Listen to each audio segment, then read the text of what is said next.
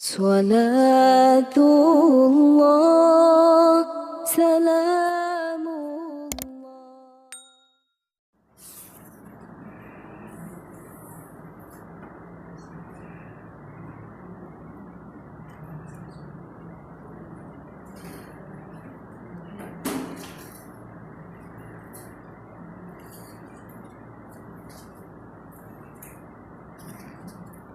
Bismillahirrahmanirrahim. Assalamualaikum warahmatullahi wabarakatuh. Alhamdulillah wassalatu wassalamu ala rasulillah wa ala alihi wa sahbihi wa mawalah wa la hawla wa la quwata illa billahi wa ba'du. Alhamdulillah, di pagi menjelang siang ini kita kembali melanjutkan kajian kita membahas Siratul Mustafa sallallahu alaihi wa ala alihi wasallam, dan kita masuk pada bab tentang meningkatnya frekuensi siksaan dan upaya menghabisi Nabi sallallahu alaihi wa ala alihi wasallam.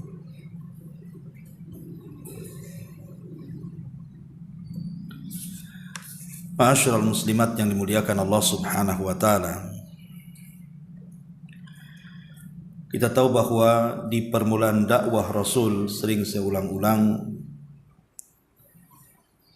upaya penjagalan terhadap dakwah Nabi sallallahu alaihi wasallam terus diupayakan oleh orang-orang kafir Quraisy. Dan itu sunnatul dakwah. Setiap manusia yang mendakwahkan dakwah Rasul pasti akan dihadapkan dengan musuh-musuhnya. Karena setiap nabi itu Allah Subhanahu wa taala berikan musuh berupa syayatinil insi wal jin, setan-setan manusia dan setan-setan dari kalangan jin. Ketika turun surah Al-Hijr ayat 94, fasda' bima tu'mar wa a'rid 'anil musyrikin,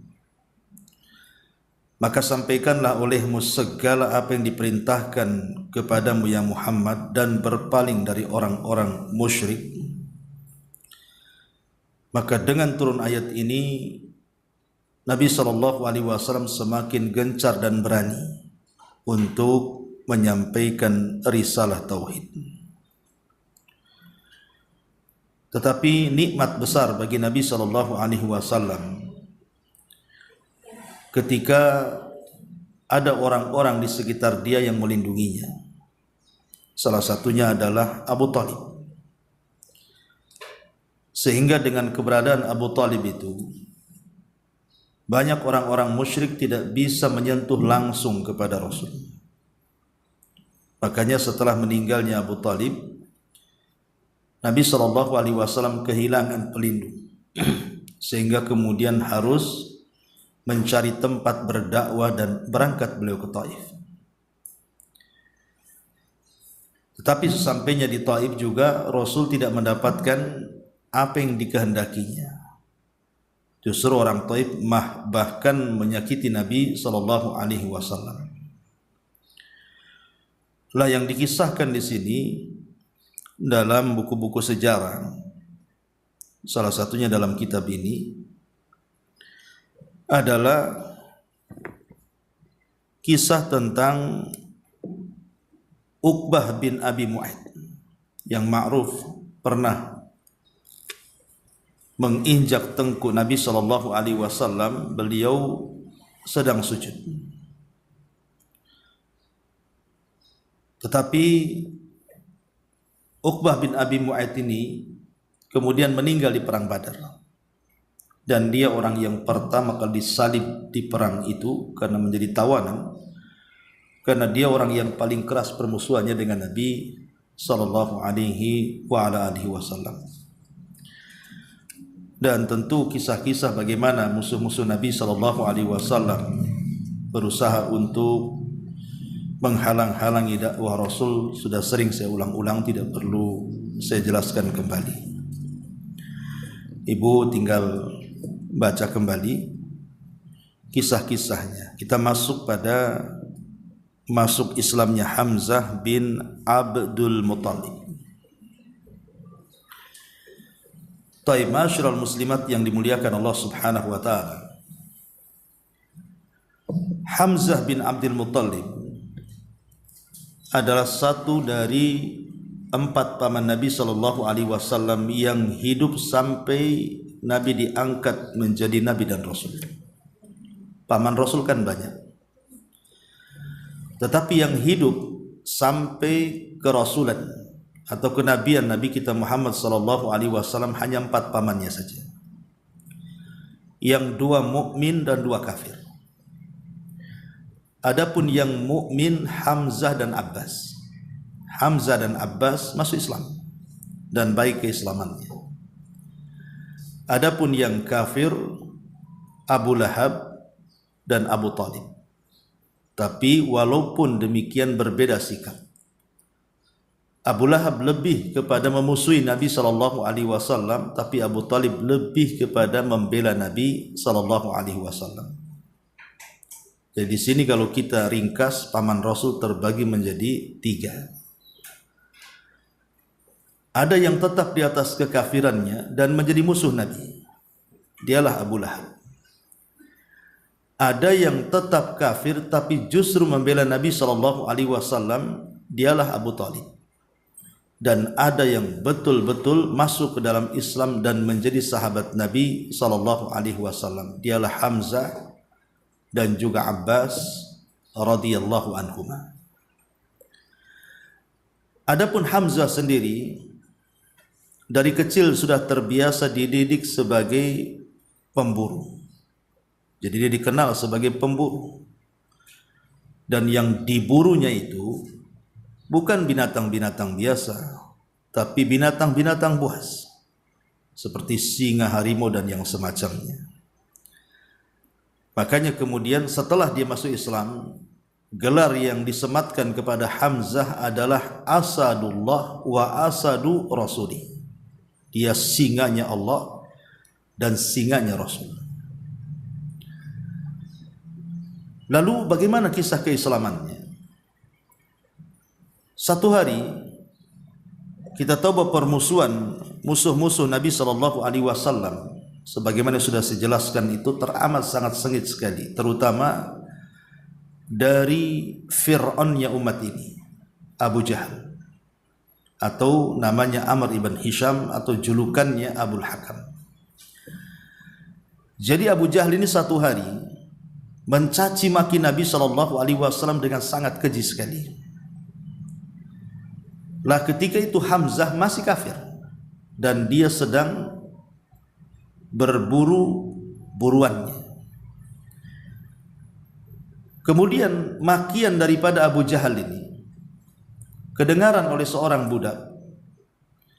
Budak ini adalah yang punya Abdullah ibn Jad'an.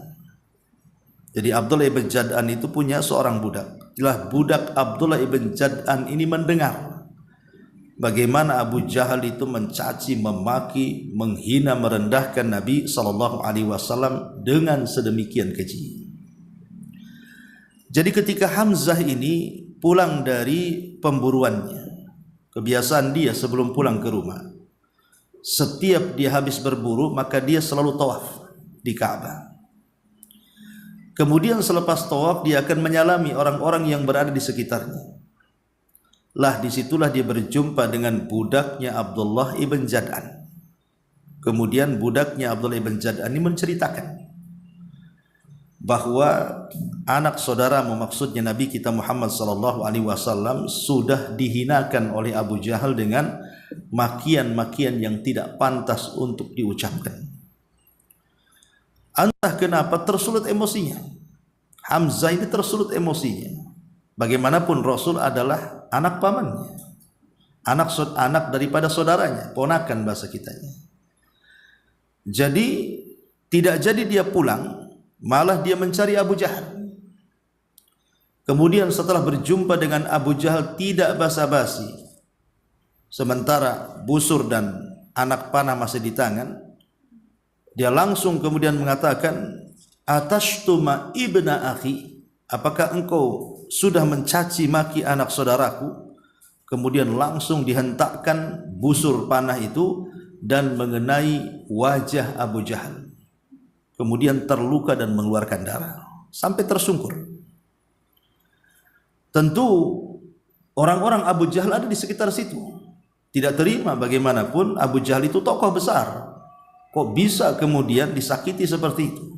Hampir-hampir mereka hendak mengeroyok Hamzah. Tapi tiba-tiba Abu Jahal mengatakan, "Da'uhu, jangan, biarkan dia. Fa inni qad syatamtu ibna akhihi." Karena aku sudah mencela anak saudaranya. Jujur Abu Jahal di sini. Ya. Kemudian Hamzah langsung kemudian berpidato di hadapan orang. "Apakah engkau sudah mencela anak saudaraku sementara aku di atas agamanya?" Padahal dia belum masuk Islam tuh. Ya. Dia justru mengucapkan dengan kemarahannya, "Kalian berani mencela anak saudaraku padahal aku berada di atas keyakinannya." Sebab kata-katanya inilah dia masuk Islam. Padahal ketika ngomong seperti itu hidayah belum ada tuh. Tapi gara-gara kemarahannya dan tersulut emosi, justru penyebab itulah dia masuk ke dalam agama Nabi SAW, bersahadat di hadapan Rasul. Ma'asyiral muslimat yang dimuliakan Allah Subhanahu wa taala. Lah Hamzah sendiri ketika dia sudah masuk Islam, maka memperkuat Islam. Bagaimanapun dia tokoh dari tokoh-tokoh Quraisy, kemudian pemberani, dan tidak ada orang yang berani kepada dia, sehingga wajar dengan keislamannya itu menambah kejayaan Islam. Lah ketika kemudian markas yang sudah saya ceritakan, Arqam atau Darul Arqam, yang merupakan markas pertama atau rumah Islam yang dijadikan markas oleh Nabi SAW, maka Hamzah berada di situ. Makanya ketika Umar bin Khattab radhiyallahu anhu di atas kekafiran belum masuk Islam, kemudian dia menuju rumah Darul Arqam, apa kata Hamzah? "Lihat si Umar itu, kalau dia datang dengan kebaikan, ahlan wa sahlan wa marhaban. Tapi kalau dia datang dengan keburukan, maka dia akan berhadapan dengan pedangku." Itulah keberanian Hamzah ibn Abdi ibn Abi Talib, ibn Abdul Muttalib ini. Ma'asyiral muslimat yang dimuliakan Allah Subhanahu wa taala. Lah Hamzah sendiri dia kan masuk Islam di tahun kedua sebelum hijrah Nabi SAW, artinya dia termasuk daripada as-sabiqun al-awwalun. Orang-orang yang mula-mula masuk Islam yang Allah katakan dalam At-Taubah ayat 100, "As-sabiqun al-awwaluna minal muhajirin wal ansar walladzina tabauhum bi ihsan radhiyallahu anhum wa radu'an." Jadi Hamzah ini termasuk as-sabiqun al-awwalun, orang-orang atau sahabat-sahabat yang mula-mula masuk Islam. Dan hubungan dia dengan Nabi SAW selain daripada paman, dia juga adalah sepersusuan dengan Nabi SAW. Jadi saudara sesusu dengan Rasul, karena disusui oleh satu wanita, Suwaibah, ya, ada yang mengatakan Suwaibah, wallahu a'lam. Kemudian yang kedua, posisi dia sebagai paman Nabi SAW, dan dia adalah salah satu penasehat dari 14 sahabat yang menjadi penasehat Nabi SAW. Memang tidak jauh umurnya, jadi umur Hamzah dengan Rasul itu hanya beda 2 tahun saja. Dan kunyahnya adalah Abu Ammar. Dia punya kunyah disebut Abu Ammar. Ada juga yang mengatakan Abu Ya'la. Ya. Tetapi Hamzah sendiri masa jahiliyah, di atas kejahiliahannya, dia terkenal dermawan orangnya. Sehingga juga bukan hanya disegani, tapi juga dicintai. Karena biasanya orang dermawan itu disukai orang. Ya. Ma'asyiral muslimat yang dimuliakan Allah Azza wa Jalla, ketika kemudian penekanan dakwah begitu hebat, Maka Hamzah pun kemudian ikut hijrah bersama Nabi SAW dari Mekah ke Madinah. Subhanallah, peperangan pertama di mana Hamzah terlibat adalah dalam perang Badar. Ketika sampai di kota Madinah kan Nabi SAW mempersaudarakan antara satu sahabat dengan sahabat yang lainnya. Lah Hamzah ini kemudian dipersaudarakan oleh Nabi SAW dengan Ali radhiyallahu anhu, atau afad dengan Zaid ibnul Harithah al-Kalbi. Jadi Hamzah dipersaudarakan oleh Nabi SAW dengan Zaid ibnul Harithah al-Kalbi. Karena begitu Nabi untuk merekatkan, untuk saling ada perasaan tolong menolong dengan satu yang lainnya, karena bagaimanapun hijrah itu kan sendiri-sendiri meninggalkan keluarga. Jadi supaya merasa punya keluarga, maka dipersaudarakan antara orang-orang Muhajirin dan orang-orang Ansar itu. Lah Hamzah ini sekali lagi terkenal dengan Asadullah. Terkenal dengan Asadullah, artinya singa Allah Subhanahu wa taala dalam peperangan dan singa Nabi SAW. Bayangkan ketika perang Badar, dan perang Badar itu perang yang pertama kali dilakukan Nabi SAW sepanjang hayat beliau. Beliau tidak pernah perang. Itulah perang perdana yang disebut dengan Badar Kubra. Ada seorang musyrik yang terkenal garang. Orang musyrik ini terkenal garang, ya. Dan kalau gulat itu tidak pernah terkalahkan. Namanya Al-Aswad ibnu Abil Asad. Jadi Al-Aswad ibn Abil Asad ini terkenal jagoannya orang-orang musyrik. Kalau kelahi, gulat tidak pernah kalah. Jadi sebelum terjadi peperangan Badar, kita tahu bahwa yang menguasai air di Badar itu adalah tentara Nabi. Rasul berhasil menguasai air. Ya, bagaimanapun air sangat dihajatkan dalam sebuah peperangan kan gitu. Jadi Rasul menguasai air di Badar itu. Jadi Al-Aswad ibn Abil Asad ini bernazar, walaupun air itu dikuasai oleh kaum muslimin, saya akan tetap datang ke air itu. Aku akan meminumnya, atau aku akan terbunuh, atau aku akan membunuh orang-orang muslim itu. Itu nadarnya Al-Aswad ibn Abil Asad. Memang dia pemberani. Maka dengan kudanya dia pacu menuju tempat air yang dikuasai kaum muslimin itu. Rupanya sebelum sampai di tempat air itu, Hamzah sudah menghadangnya. Kemudian ditebas kakinya, dia pun jatuh. Sekali tebas, dia jatuh. Siapa Hamzah? Hamzah orang yang ahli dalam pertempuran. Jadi ketika dia sedang merangkak, kemudian Hamzah bertanya, apa tujuanmu? Dia mengatakan, saya bernadar ingin minum dari air itu. Maka Hamzah mempersilahkan dengan ngesotnya bahasa kitanya untuk mendekati air itu. Ketika sudah dia mengambil air dan minumnya, langsung ditebas dan dihabisi oleh Hamzah. Dan disaksikan orang ramai. Ya. Lah dari situlah kemudian menyulut emosi orang-orang Quraisy ini.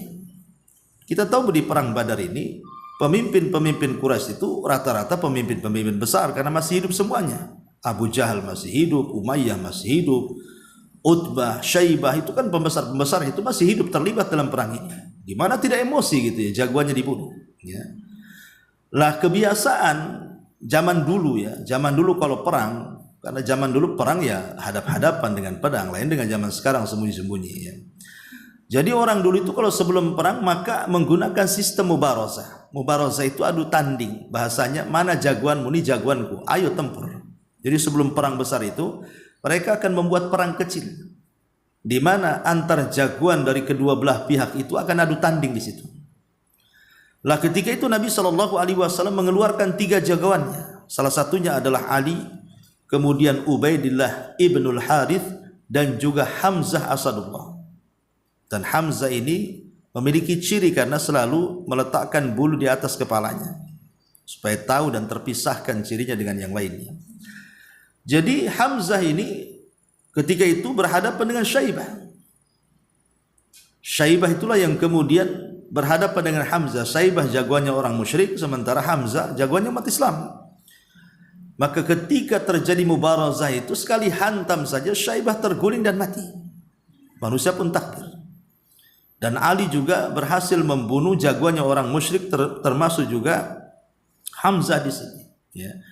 Maka selepas itulah terjadi pertempuran sangat luar biasa di Badar. Subhanallah, tidak ada manusia yang paling banyak membunuh orang musyrik di peperangan itu melebihi Hamzah. Hamzah berhasil membunuh dengan kedua tangannya itu 33 musyrik, dan itu tidak bisa dilakukan siapapun. Dalam sebuah pertempuran ya, menghabisi 33 orang itu hadap-hadapan dengan pedang kan, tidak bisa dilakukan siapapun kecuali Hamzah. Makanya wajar kalau Hamzah itu disebut Sayyidus Syuhada, yang kelak di perang Uhud dia meninggal itu disebut pemimpinnya para syuhada, karena bertempur itu luar biasa. Dia tidak bisa dilukai dan dia bisa melukai dan membunuh. Saking kepiawaiannya dia dalam bertempur itu, Hamzah itu. Makanya wajar Rasul sangat sayang dengan Hamzah ya. Lah salah satu yang dibantai oleh Hamzah adalah yang paling banyak keluarga Hindun. Hindun bintu Utbah.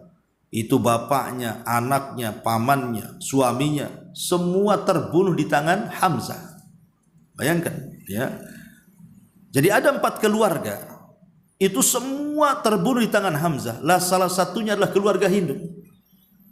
Bagaimana ayahnya terlibat perang, mati di tangan Hamzah. Pamannya terlibat perang, mati di tangan Hamzah. Anaknya terlibat perang, mati di tangan Hamzah. Suaminya terlibat perang, mati di tangan Hamzah. Tentu dia sebelum menikah dengan Abi Sufyan ya, belakangan masuk Islam juga Hindun tuh ya. Tetapi ini menaruh dendam yang luar biasa. Bagaimana satu keluarga dibantai satu orang? Makanya kemudian Hindun ini berbulan-bulan, bertahun-tahun dia mengumpulkan harta untuk membalas dendam atas kematian keluarganya di tangan paman Nabi SAW namanya Hamzah ini. Lah ketika kemudian beberapa tahun setelahnya kan dari Badar itu kan terjadi perang Uhud. Ya, setelah Badar terjadi perang Uhud. Lah di perang Uhud inilah Hindun berusaha mendanai peperangan. Lah kebetulan dia punya budak namanya Wahsy.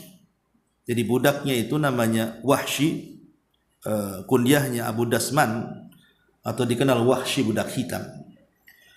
Jadi Hindun ini mengatakan kepada Wahsy dan mengatakan, ya Wahsy, kalau engkau ingin bebas dari perbudakan, maka aku akan berikan kebebasan perbudakanmu. Bahkan bukan hanya itu saja, ku berikan harta yang banyak untukmu, syaratnya kau bunuh orang yang sudah membunuh keluargaku. Maksudnya Hamzah bin Abdul Muttalib, bunuh dia. Ya.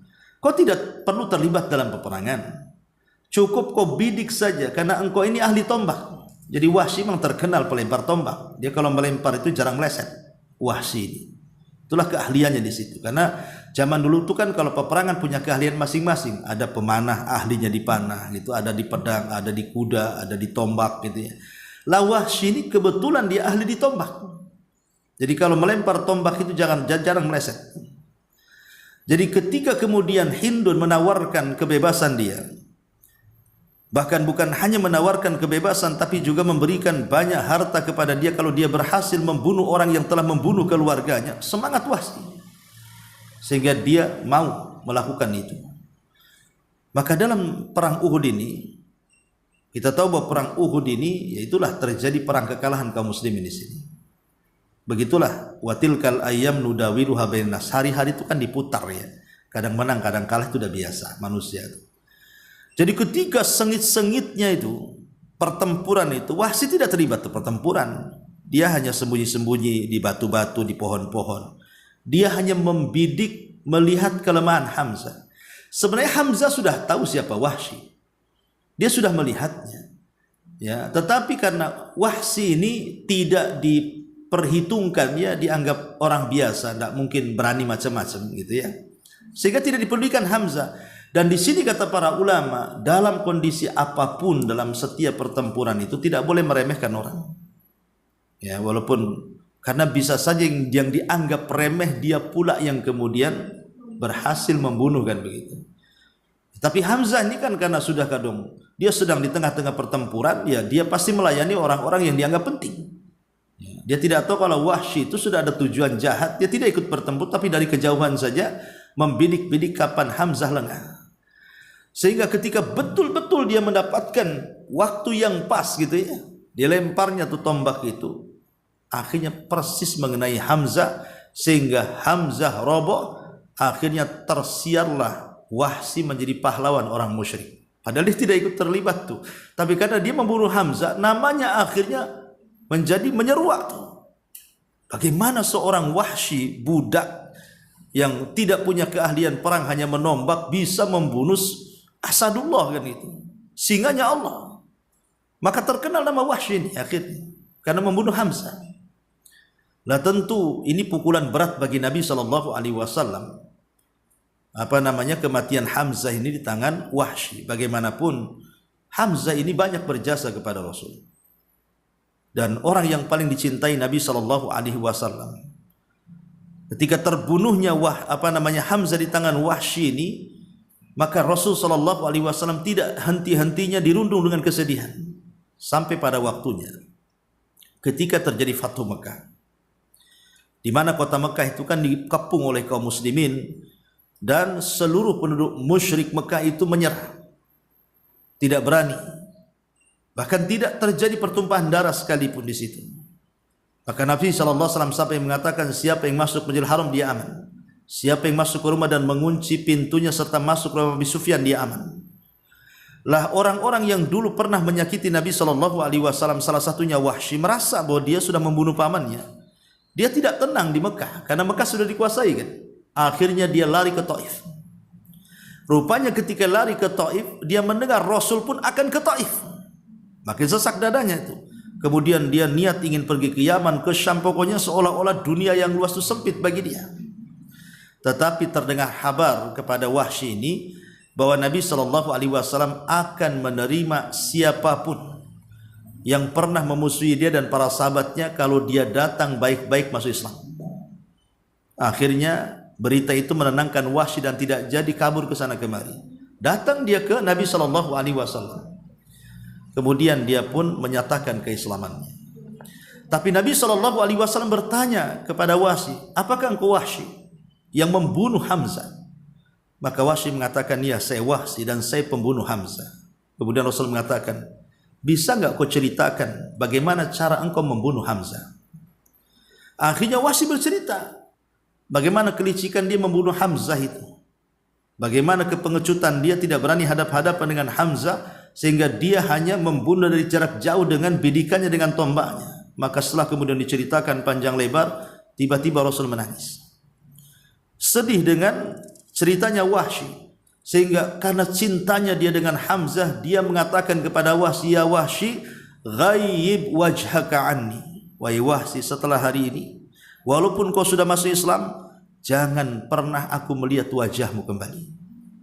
Jadi engkau kalau hadir di majelis taklim itu duduk paling belakang sana, di balik tiang kalau bisa. Pokoknya aku enggak mau melihat wajahmu lagi. Kau boleh hadir, tapi jangan pernah diperlihatkan wajahmu kepada. Kenapa demikian coba? Ini dalil bahwa Nabi SAW sangat cinta dengan Hamzah. Sahabat-sahabat itu banyak yang dibunuh oleh orang-orang musyrik. Ya, banyak, bukan hanya Hamzah saja. Di perang Badar sahabat banyak yang meninggal. Kemudian juga di perang Uhud banyak lagi para sahabat yang meninggal. Di perang-perang yang lainnya.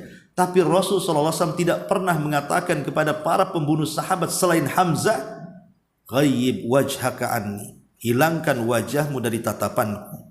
Rasul hanya mengatakan hal ini kepada Wahsy, pembunuh pamannya atau sahabatnya Hamzah ibn Abdul Muttalib. Itu menunjukkan sayangnya gitu loh Rasul kepada Hamzah, sampai kemudian Rasul berpesan seperti itu. Makanya ini yang menjadikan Wahsy itu selalu menangis, karena dia tidak boleh memperlihatkan wajahnya di hadapan Rasul kan?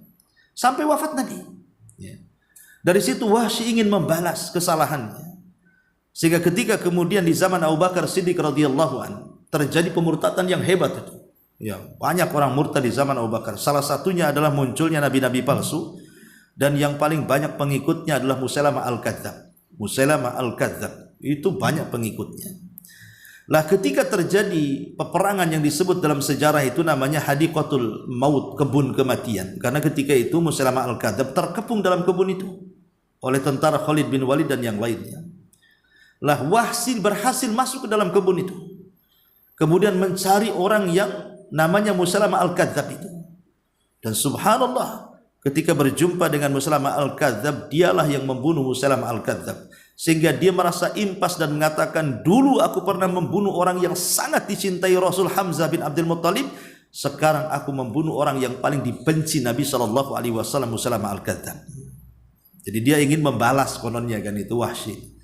Ya, akhirnya kemudian jadi ujung kisah Wahsy pun kemudian meninggal di atas keislamannya dan menjadi sahabat baik ataupun baik keislamannya, menjadi sahabat Nabi sallallahu alaihi wa ala alihi wasallam.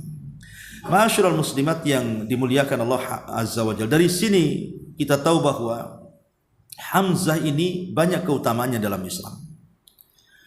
Di antaranya disebutkan oleh Al-Imam Al-Karmani rahimahullahu taala bahwa Hamzah ibnu Abdul Muttalib ammu Rasulillah sallallahu alaihi wasallam wa akhuhu minar radha'ah.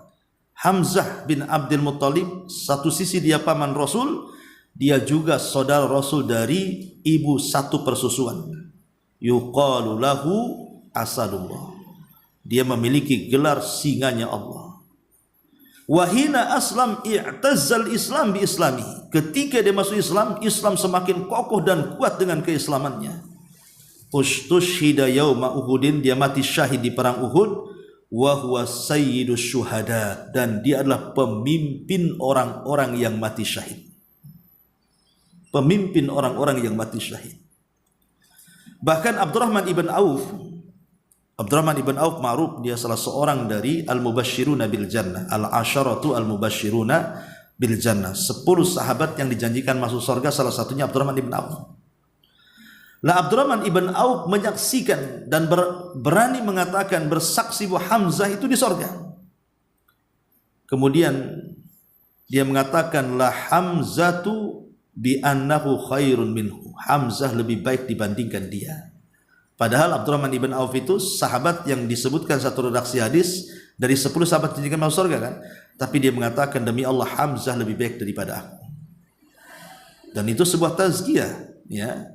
Sehingga sampai kemudian Abdurrahman ibn Auf itu mengatakan, qutila Mus'ab ibn Umair wa huwa khairun minni. Telah terbunuh Mus'ab ibn Umair dan dia jauh lebih baik dibandingkan aku. Ma'ruf kisahnya Mus'ab bin Umair. Dulunya orang kaya, semua keinginannya dipenuhi oleh ibunya, tapi ketika dia masuk Islam diusir sama ibunya. Satu uang sen pun tidak diberikan. Akhirnya dia pun hidup terlunta-lunta sampai masuk Islam. Gara-gara masuk Islam.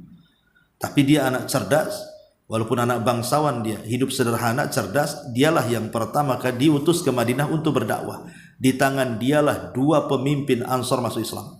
Makanya Abdurrahman ibn Auf mengatakan, ketika terbunuh Mus'ab bin Umair di perang Uhud itu, wa huwa khairum minni. Dia adalah manusia yang terbaik dibandingkan diriku.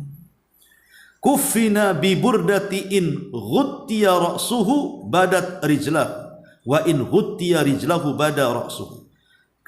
Di mana ketika Mus'ab ibn Umair ini meninggal dunia, kain kafannya terbatas.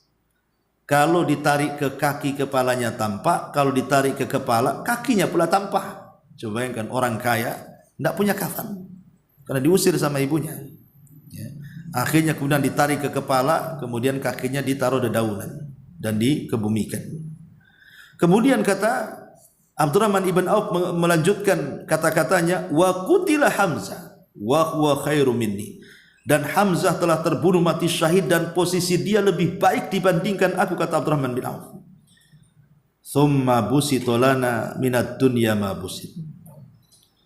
U'tina minad dunya ma u'tina wa qad khashina an takuna hasanatuna ujjilat lana thumma ja'ala yabki hatta taraka ta'am. Kata siapa? Abdurrahman ibn Auf dengan mengatakan, sungguh setelah kematian keduanya, maksudnya Mus'ab bin Umair dan Hamzah, tiba-tiba dunia dibentangkan kepada kami. Maka aku takut, katanya Abdurrahman bin Auf, jangan-jangan kebaikan kami hilang gara-gara dunia yang di hadapanku. Ketika dia itu pun menangis, yang tadinya mau makan tak jadi makan. Karena teringat dengan 2 pendekar Islam ini, Mus'ab ibn Umair dan juga Hamzah ibn Abdul Muttalib. Makanya Abu Hurairah radhiyallahu an, ketika Hamzah mati syahid Jadi Abu Hurairah itu berdiri di hadapan jasadnya Hamzah. Ya. Apa katanya? Dijelaskan, kata Abu Hurairah, aku melihat Nabi SAW yang berdiri juga di samping jasadnya Hamzah. Dia mengatakan, aku tidak pernah melihat ada orang yang sedihnya sangat dalam, melebihi kesedihan Nabi SAW ketika melihat Hamzah. Sampai-sampai kemudian Rasul mengatakan, rahmatullahi alaika, semoga Allah merahmati kamu wahai Hamzah. Fa innaka kunta ma alimtu wusulan lirrahimi fa'ulan lil khairi. Aku tahu, kata Rasul, wahai Hamzah, engkau ini sepengetahuan aku orang yang paling menyambung silaturahim dan yang paling getol untuk melakukan kebaikan. Ma'asyiral muslimat yang dimuliakan Allah Azza wa Jalla. Kenapa Rasul mengatakan seperti itu? Ketika itu kan dia lihat karena jasadnya Hamzah itu kan robek di sini. Siapa yang ngerobek? Hindun. Ya. Dirobek kemudian dikeluarkan ususnya. Tapi ketika dia hendak memakan, dia tidak bisa memakannya. Kenapa? Karena Allah berusaha untuk menjaga jasadnya kan gitu. Dan tahun berapa kalau tidak salah di Arab Saudi itu pernah terjadi banjir. Sehingga akhirnya para syuhada Uhud itu yang dikubur di atas bukit Ainain itu sempat tergerus dengan banjir, sehingga jasad-jasad para syuhada Uhud itu kan kemudian muncul ke permukaan. Subhanallah, tidak ada satupun jasad yang rusak dari 70 syuhada Uhud itu. Sehingga oleh kerajaan Saudi akhirnya dipindah, diamankan ke tempat yang lebih tinggi supaya tidak terkena banjir itu. Di zaman itu menunjukkan bahwa Allah tidak memerintahkan bumi untuk memakan jasad-jasadnya para syuhada.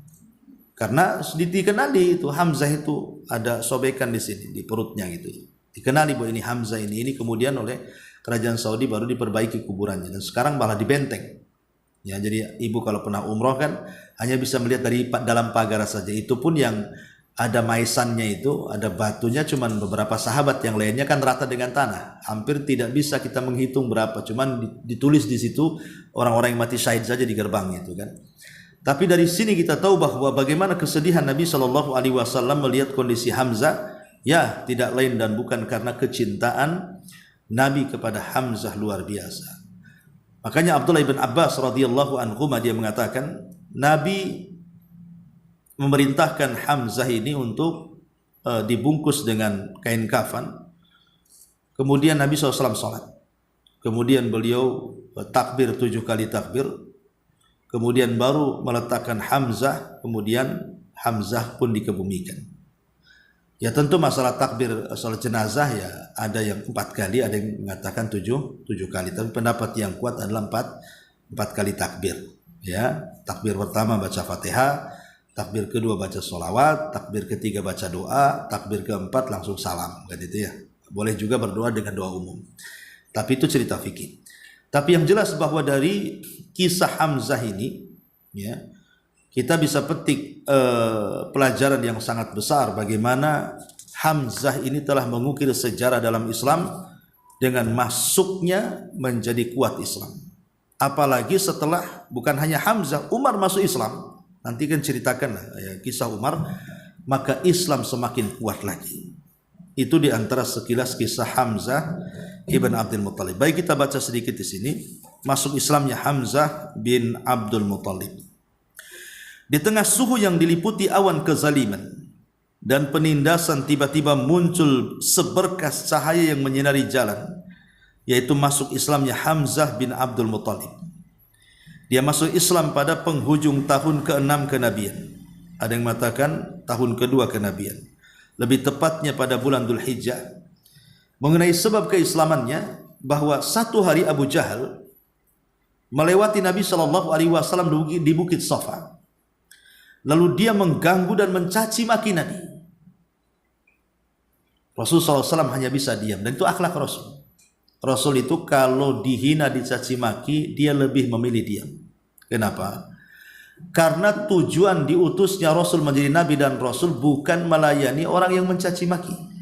Ibu kalau setiap hari melayani orang yang menggibahi ibu, memfitnah ibu, membuli ibu, menghina ibu, habis di situ waktunya. Ngapain? Kita menghabiskan waktu melayani orang yang menyakiti kita. Biarkan aja lah orang itu. Karena orang itu kan tidak bisa direm. Siapa yang bisa menghentikan orang itu tidak bicara, Bu?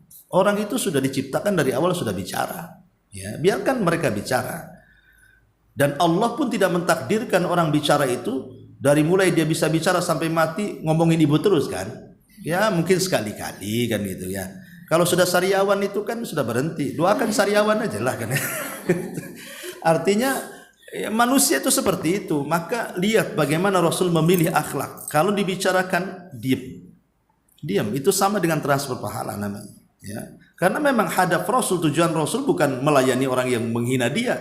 Ada target yang jauh lebih besar dibandingkan melayani orang-orang yang menghinanya. Tersebarnya Islam kemana-mana. Ya, makanya Rasulullah SAW diam. Ya. Tidak bicara sedikit pun. Kemudian dia tiba-tiba memukul kepala beliau dengan batu hingga melukainya dan mengalirkan darah. Selepas itu dia pulang menuju tempat Quraisy. Maksudnya Hamzah ini ketika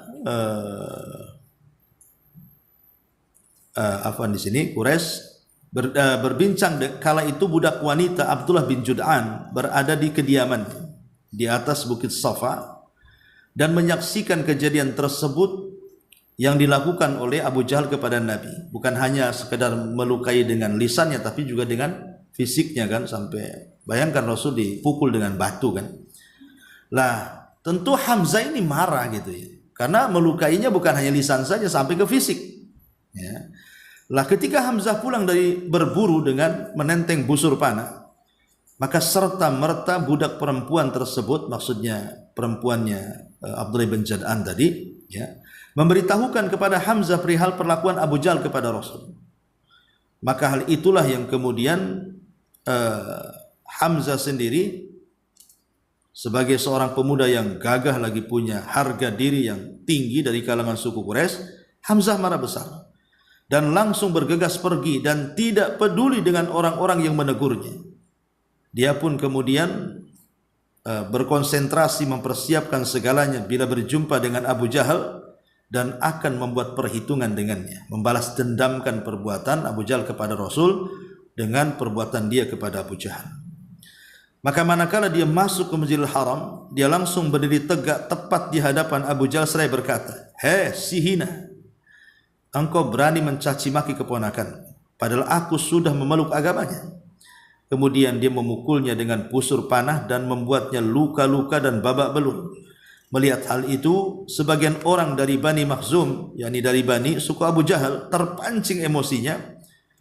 Demikian pula orang-orang dari Bani Hashim, dari suku Hamzah, tidak kalah emosinya. Artinya ini sudah berhadapan-hadapan dua kabilah nih, mau perang kan? Ya. Maka Abu Jahal melerai dan berkata, biarkanlah Abu Imarah, maksudnya kunyah daripada Hamzah ini, ya, biarkan dia, jangan disakiti. Sebab aku memang telah mencaci maki keponakannya dengan cacian yang amat sangat jelek. Jadi jujur dia Abu Jahal itu. Ya. Lah keislaman Hamzah pada mulanya adalah sebagai pelampiasan harga diri seorang yang tidak sudi keluarganya dihina.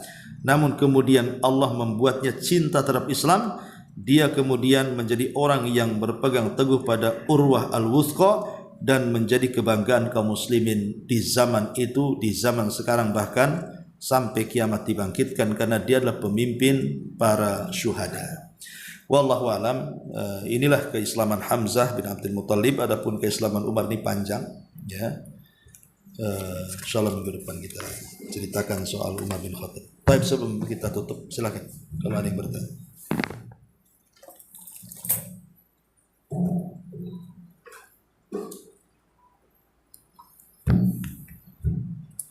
Ada, alhamdulillah. Subhanaka wa bihamdika asyhadu an la ilaha illa anta astaghfiruka wa atubu ilaik.